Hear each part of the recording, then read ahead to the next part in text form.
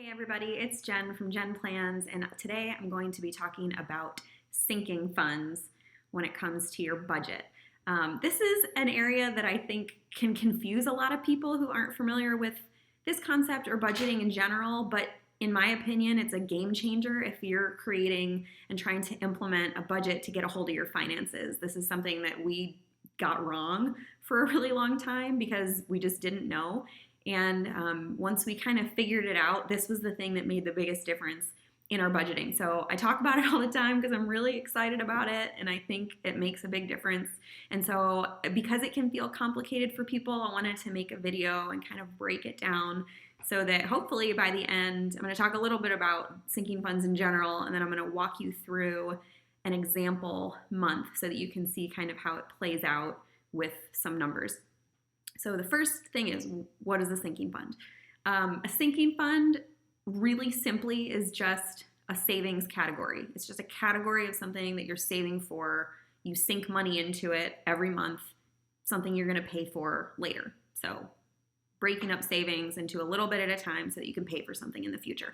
These things generally, I would say for most people, are either unpredictable, infrequent, or irregular. So everything from buying clothing, like you might not go out every month and buy clothing, but you might have to do it a couple times a year. You don't know exactly when.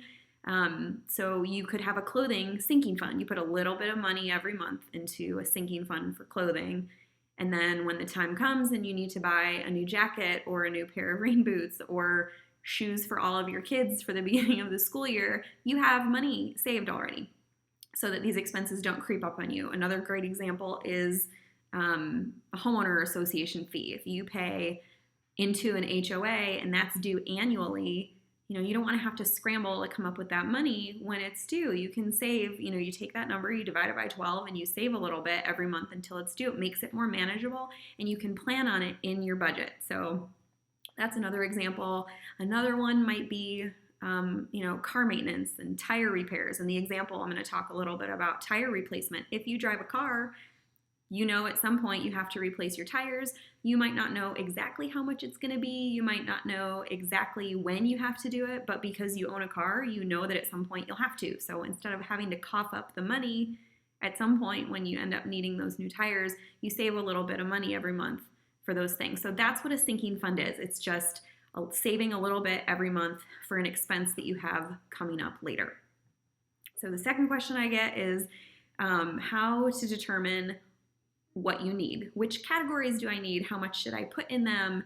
And the answer to that varies from person to person. So what I always recommend is going through previous expenses so that you can see what areas you're spending money in, because not all of us need to spend money on an HOA, and not all of us need to spend money on, one of my family categories is family pictures. We do that every year. So I save a little bit of money every month for family pictures. So go through your spending and see what you spend your money on. And that's kind of how you determine which categories you'll need in your budget.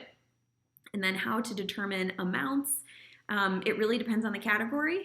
For fixed amounts, let's go back to HOA for an example. You know ahead of time what your HOA fee is for the year. So let's say, just for easy numbers, it's $120 for your HOA fee for the year. You'll save, you divide that by 12, you save $10 every month. However, if you're just starting your budget and that HOA fee is due in a few months, you'll have to take the amount due and divide it by the amount of months that you have until it's due. And then when you pay it, you can go back to dividing by 12. So it takes a little bit of manipulating the actual amounts until you're kind of in a good groove with your budget and your sinking funds, because some of those amounts might change when you're just starting out, but that's pretty much how you do it.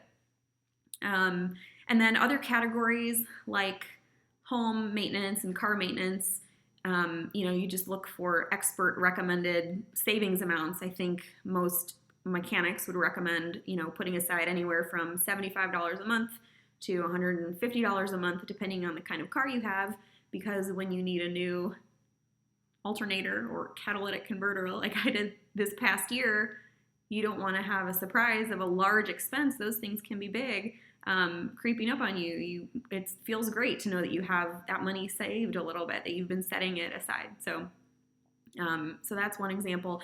Of course, you could just research the categories that you have and see what's recommended in those areas. Those are just a few examples. Another question that I get a lot is, where do you keep them? Do you keep them in an account? Do you keep them in cash?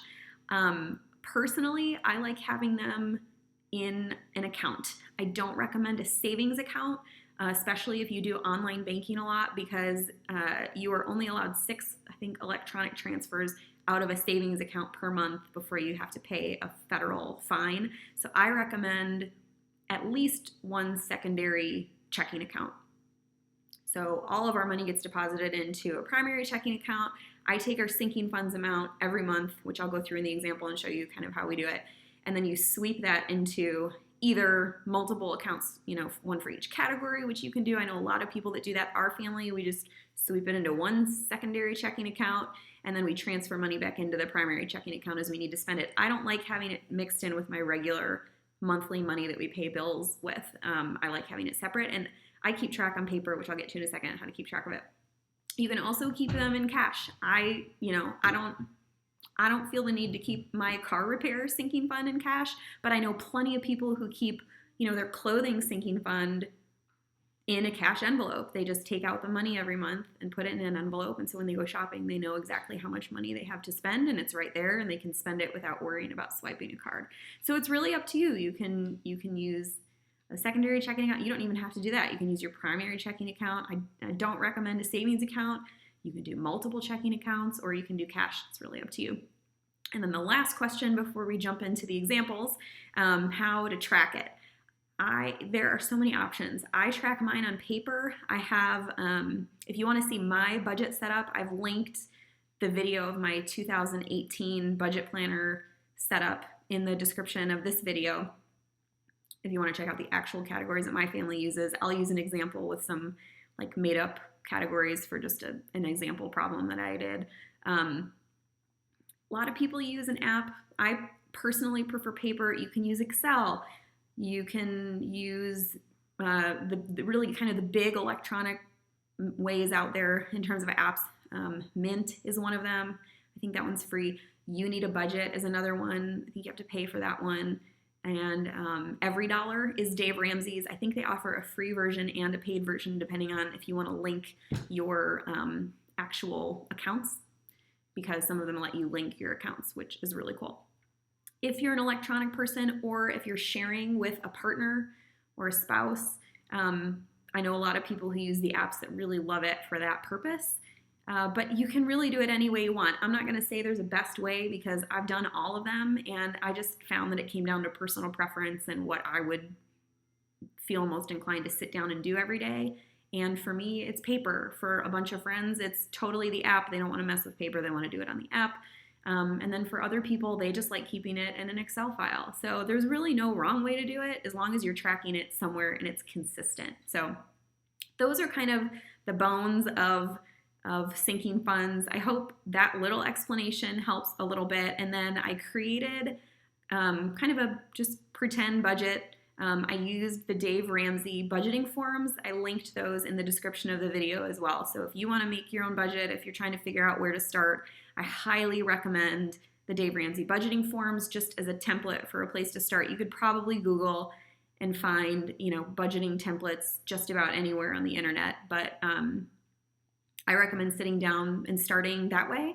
I've linked the ones that I'm using in this video, and I also highly recommend Dave Ramsey's Total Money Makeover. If you're like trying to figure out where to begin and this is a brand new process for you and you want to read about it somewhere and figure out, what steps you need to take, that's the book that I recommend. So I've linked that as well. So I'm going to go ahead and jump into my example, and then if you guys have any questions, I'd love for you to leave them in the comments. I'll try to answer them the best that I can. And I think I have a few more budgeting videos coming soon. So if you're not already subscribed, you might want to subscribe if you want notifications when those videos come in. I'm going to be trying to do a few more of them. But as always, ask any questions. I'll do my best to get to them. And let's jump into the example. I am using the monthly cash flow plan that I mentioned earlier. This is from the Dave Ramsey website. It's the one that I linked in the description of the video. And I just made up a scenario. It is 2 adults, 1 baby. They're on baby step 2. They own a home. Their monthly take-home pay is gonna be $3,500. So I'm doing a separate video to kind of share how I came up with the budget for this family based on their income and the recommended percentages. But I'm just gonna skip right ahead to the sinking funds for the purposes of the illustration that I'm gonna be doing. So I have put an asterisk next to everything that I think is a sinking fund, which means you're gonna pay it at some point, but you just might not pay it every month, and it's either slightly unexpected, a little bit irregular, or possibly infrequent. So those are kind of the markers of a sinking fund that we're saving for. I think we have, I don't know, probably about 15 of them in this example for this family. They include repairs and maintenance, clothing for adults and children, dry cleaning, car repairs and tires, tags for your car, medications, doctor bills, dentist, optometrist, and then an out-of-pocket maximum. And then we also are going to be sinking money into an auto insurance fund, because let's say that this family saves money, they get a discount on their auto insurance if they pay it every 6 months, and so they have to save that much every month. Babysitter, you know, maybe they don't go out that much, but with a new baby, that, you know, they want to get out every once in a while, so babysitter. And then gifts and family pictures. This category, I wish I wrote at the bottom to remind myself to tell you, this category greatly changes with the season of life that you are in. I know for many of us who are, or who tend to be perfectionists, we like to have everything be the same every single month, and that's just not the case with a budget. It really shouldn't be. Some things should stay the same, but a lot of this is bound to change, which is why it's so important to do this every single month. So I made a list of sinking funds for this month, and it's all the categories that I read off earlier from here. So I'm gonna go through and just write in, well, let me explain this first. So this is how I keep track of my family's sinking funds. Like I said, you can do it in an app. It'll kind of do it all for you. I like writing it out and seeing it on paper, and I also think it's easier to illustrate from a paper standpoint. So I'm gonna do it that way. But the categories are over here. The start column is anything that you have already in each of these categories saved. The plus sign is just what you add to each category every month. This is what you budget each month for these categories. So in our example, repairs and maintenance to the home is gonna be $250 a month that this family is gonna save in that category. So that will go in here. Any number from here generally will go in here unless you are playing catch up in some of these categories, which I'll talk about in a second. The minus sign is what we're taking out of the category for the month. So you might have home maintenance. You might start with $1,000 in your home maintenance fund. You might add your $250 to it, and then you might find out that you need a plumber to come check out, you know, something under your sink, and you have to pay, you know, I don't know, $100 for that. That would come out of here. So you would write 100 here, and then the end amount is just what you started with, what you added, what you paid, and that ends, you know, ends the month with what you have left. This category at the end of the month carries over to the next month, and it becomes your start category. So if you're doing it on paper, you'll have a page like this every single month, and you can prep it ahead of time. I recommend not prepping it too far in advance, because if your categories change, you're gonna be angry and you have to go back and add to it. At least I am. So I do mine from scratch every month. I do it about a week, you know, maybe 2 weeks before the next month starts. And I know exactly what I need to add every single month. I don't know how much I'll end up with that'll be in that starting category until the end of the month, but I know what I'm adding to it every month. So I'm gonna go ahead and add the numbers from this monthly cash flow plan. I'm gonna try and do it quickly for you. So we had home maintenance was $250 Then HOA dues were 10, 40 for clothing for the adult. What did we have? 20 clothing for the baby, 10 for dry cleaning. Car maintenance is going to be 150. Car tags, I think we're only doing 6 because maybe, it's a state with a low tag tax. Medication is going to be 20. Doctor bills going to be 50. Dentist going to be 20.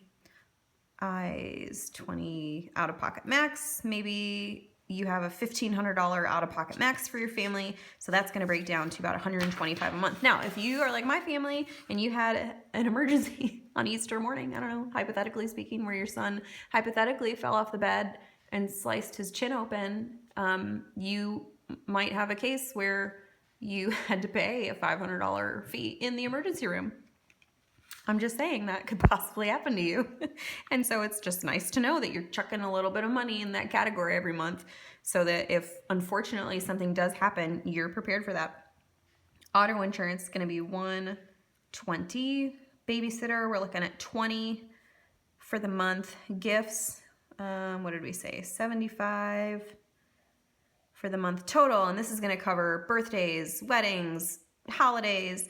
And then this family wants to save for family pictures, so that's going to be 10. Now, if you're adding all of this money up, it's going to come to $946 a month. So if you don't use sinking funds in your budget, let's say you just make a list of your bills, you add in, groceries, and, anything you pay for pocket money, you kind of pay on the go for things. This is going to look like you have a whole lot of money hanging out for free in your account every month, or at least for this particular month. Let's say you don't spend a lot of money in any of these categories. You don't have any home maintenance that comes up. Your HOA dues aren't due this month. You don't need to buy any clothes. You don't have any dry cleaning. Maybe you got really lucky. You don't have to do anything for your car and so on, and you really don't have any of these expenses, or maybe just a few. It's going to look like you have a ton of money to blow. And if you aren't planning for these things when they come up, because chances are we're not just going to let money sit there for most of us. At least I'm guilty of that. If the money's there and it doesn't have like a job to do, we're going to see it as, oh, there's an extra balance in my account. I can go out and get, whatever I want to get. So what we're trying to do is be proactive and not reactive. So this is the addition category. This is how much money out of the $3,500 that you make every month that you take home that we're dedicating to these categories in these increments. So we are going to, let's go through a month and actually, I think what I'm going to do is fill in this start category. Let's say that this family has been doing this for a year. And they're really set with some of these funds. They've been working really hard. They've been saving a lot of money. They've been really diligent about it. So let's say this family has $2,500 in their home maintenance fund, 90 here. Let's do 175 here, 60, 24 left over in dry cleaning. Maybe they haven't had to do that in a while. They've been really lucky. They've had some car stuff, but not a ton. So they still have 900 there. They have 44 saved for car tags, 22 saved for medication. We can go right on down the list. 22, 20, 100. Let's say, they've been really lucky. They've been pretty healthy. We've saved, we have a bunch of money in the medical. They're chugging away with auto insurance, because that's not due. So that's just been kind of accumulating. We're talking about, a family with a baby. Maybe they've been out on some dates, so, they don't have any money left in babysitting, but they save 20 every month toward it. And, maybe they wiped out, some of this category around the holidays, and so they're down to about 100 left. And then family pictures, let's say that's coming up pretty soon, so they have 100 socked away for that. So if this family's been doing this for a year and they've really been disciplined, this is how much money they have already dedicated to these things. The total is $5,495.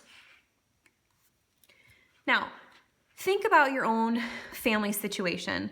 If you've never done sinking funds before, could you imagine the peace that you might feel if you have separate from your emergency fund. Let's say you have an emergency fund separate from this, and you have this much money just sitting in an account. It's not for bills.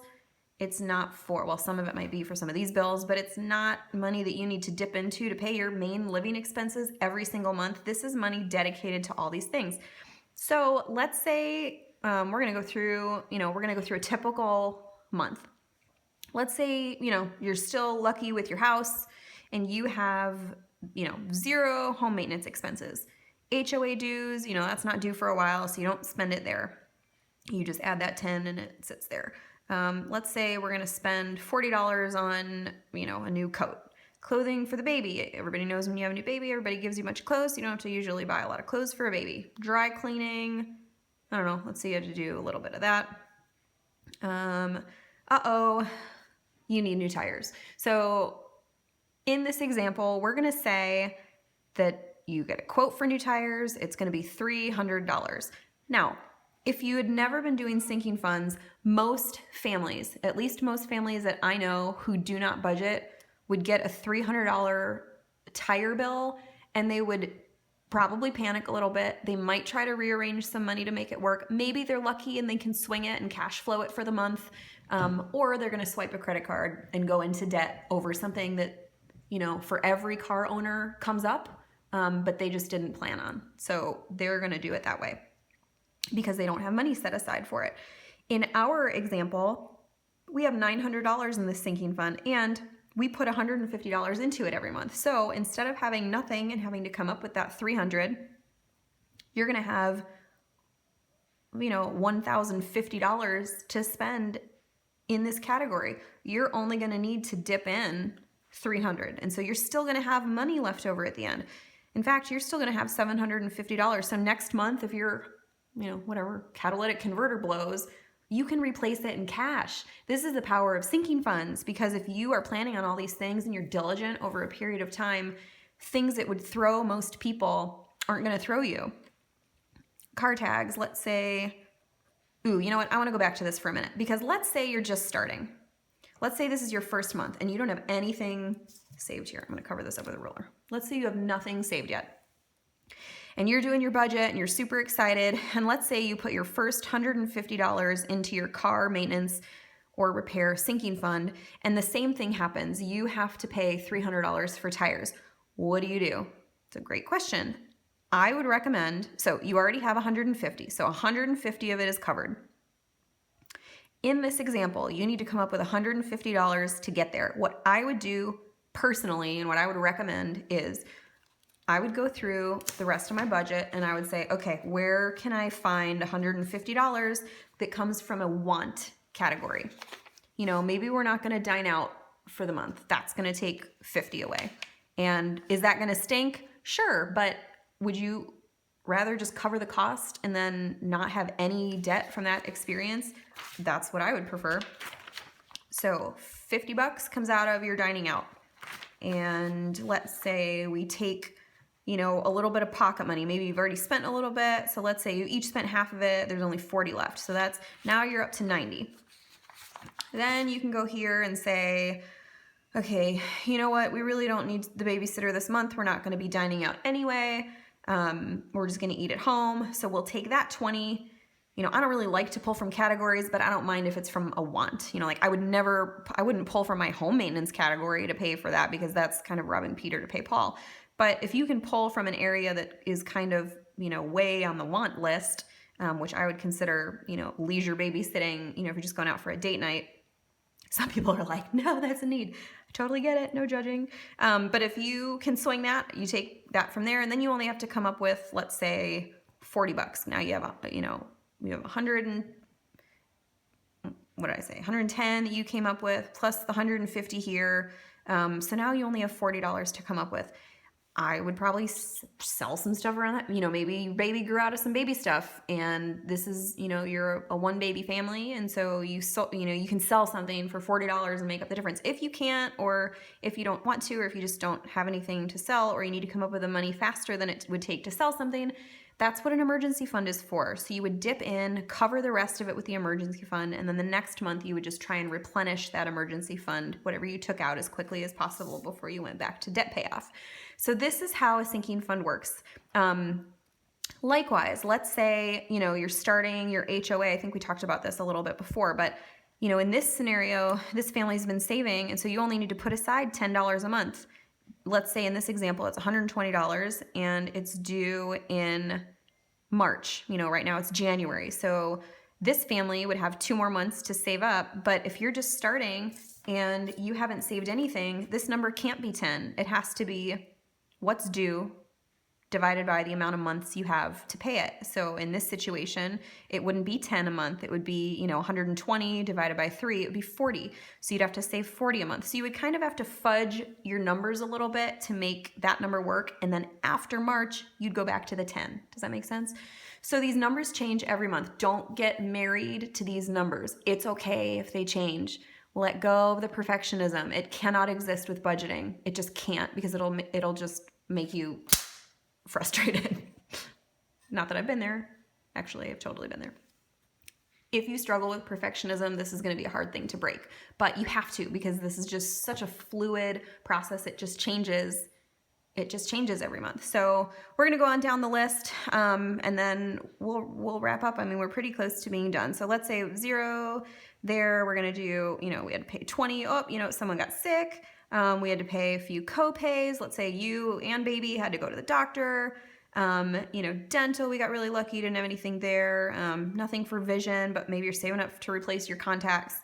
Out of pocket max, let's say maybe you get a bill from the doctor's office. You have to pay another $75. Fine, because you have $600 left there and you put $125 in. So you're set. You had the money to cover it. Doesn't it feel good to be able to pay for this stuff? I love it. Car insurance is not due yet. Nothing for the babysitter. We didn't go out this month. Gifts. Let's say it was someone's birthday. We spent $25. And then, family pictures haven't happened yet. So that's 0. So in reality, when we're looking at what we spent this month, the only outgoing amount of money was $574. So we put $946 into these categories. We only spent $574. Now, if you're not doing sinking funds and you still had all of these expenses, it's gonna look like you have the difference between these two numbers free. Like if you're not planning on all this other stuff, you might look at your checking account after the month is over and say, we have this much money and it's totally free and we can do whatever we want with it. But you're not planning for all these other things that are going to come up. And so if you have another car repair, or if you have home maintenance, or if someone gets sick again, or if your car insurance comes due, you're going to be in trouble if you haven't saved for that. So this is not really free money. We have to look at these numbers and everything that we've dedicated to these places.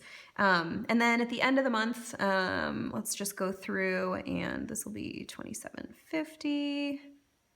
100. I'm going to try and do this fast. 175, 80, 20. We already said that was 750, 50, 22 there, 150 there, 240 we have in that category, 120, what do we say? 6. That's going to be 650, 480, 20, 150, and 110. So this is what we end with in each category. So you'll take this column at the end of the month, and you won't do this until the end of the month. At the end of the month, you'll take this column and you'll write those numbers into the start column. And that's what you'll start the following month with. So you started this month with $54.95. You're going to start next month with $58.67. This is not an emergency fund. This is money that you have set aside for these expenses. Wouldn't that feel good? I love sinking funds, obviously. So this is the sinking fund example. It's just great to know that you chuck a little bit away every once in a while. And I know some of these numbers might seem big. Like you might look at this family I did based on, I think I did $150,000 house. And so the recommended percentage to save for repairs and maintenance is 1 to 3% of your home's value annually. And so I kind of, was right in, I don't know if I picked right in the middle or the max. I can't remember what I did. Anyway, you divide it by 12, $250, and that's what you put aside. Now, if you're a family and you're thinking, I don't know if I can put that aside every month, this is the cost of home ownership. That means that we're living beyond our means. And I know that's hard to hear for a lot of people, and a lot of people who help with budgeting dance around it. But the reality is, we got to stop living above our means if we want to get a hold of our money. So we need to be realistic about what expenses are. That's how much it costs to maintain a home. It's a percentage. Same with car stuff. We got to be able to save this kind of money if we want to repair our cars if we need to. So anyway, these are sinking funds. I hope you found it helpful. Thanks so much for watching, and I look forward to your comments. Bye-bye.